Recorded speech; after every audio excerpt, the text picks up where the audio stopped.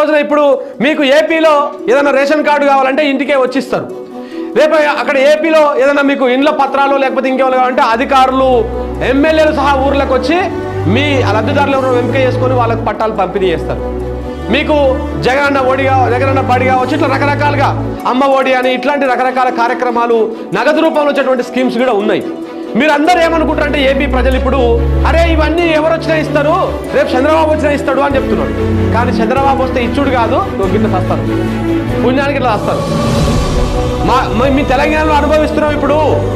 నేను అందుకే ఒక తెలంగాణ బిడ్డగా ఏపీలో ఉన్నటువంటి ప్రజలకు చేతులెత్తి చెప్తున్నా ఏంటంటే మీరు మోసపోయారు అనుకో, ఇక గిదే గోస అవుతుంది. మళ్ళా రేపటి నాడు ఇదే గోస అవుతుంది.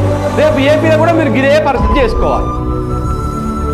ఏపీకి వెళ్ళి ఒక మిత్రుడు నాకు పెట్టిండు, అన్న అగో ఇట్లా ఉందన్న మేమైతే గిట్లా ఇస్తున్నాం అంటే నాకు ఎందుకో కంపేర్ చేయాలనిపించింది.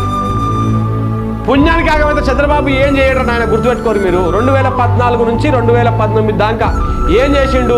ఇదే అమరావతి చుట్టుముట్టు బొమ్మ గీసుకుంటూ చూస్తున్నాడు తప్ప ఇసుమంత పని చేయలే, ఏ పని చేయలే.